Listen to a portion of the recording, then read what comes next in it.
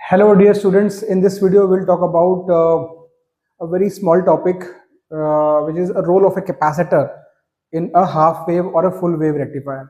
आपने देखा था कि हाफ वेव और फुल वेव रेक्टिफायर में एक प्रॉब्लम थी कि दोनों रेक्टिफाई तो करते हैं, बट उसके बाद हमको जो इनपुट मिलता है, इनपुट करंट जो होती है वो भी लेकिन वेरी करती है with time. It is just that कि इसकी पोलैरिटी चेंज नहीं होती है, बट लेकिन वो करंट जो है वो कंटिन्यूसली चेंज होती है, राइट.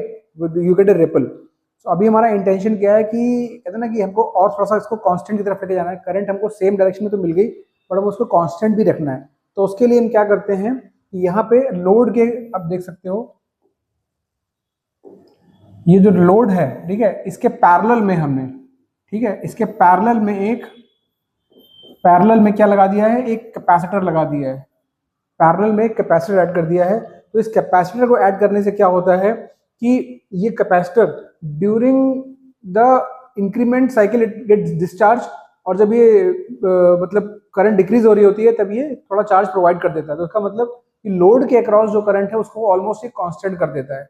ये अपनी चार्जिंग और डिस्चार्जिंग कैपेसिटी की वजह से लोड को पूरे टाइम कांस्टेंट करंट दे देता है. लेकिन आपको ध्यान क्या रखना है कि ये लोड के पैरेलल में लगाया जाता है. तो ये एग्जाम में एक बार क्वेश्चन आ चुका है सीबीएसई बोर्ड में और जेईई मेंस में भी कि कैपेसिटर को कैसे लगाना है. मतलब एक सर्किट में उन्होंने सीरीज में लगाया था, एक सर्किट में कुछ और तरीके से लगाया था. इसमें एक ऑप्शन था जिसमें ये प्रॉपरली ऐसे पैरेलल में लगा हुआ था, हमको वो ऑप्शन टेक करना था. तो ये कैपेसिटर का रोल क्या है? कैपेसिटर का रोल है to stabilize the current, to make the current constant in value also, right?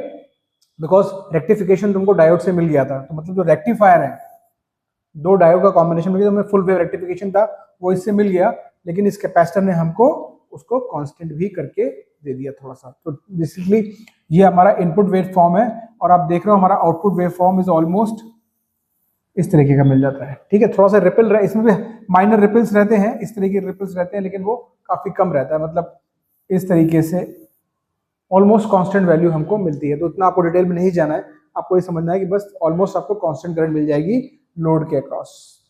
ठीक है, अच्छा.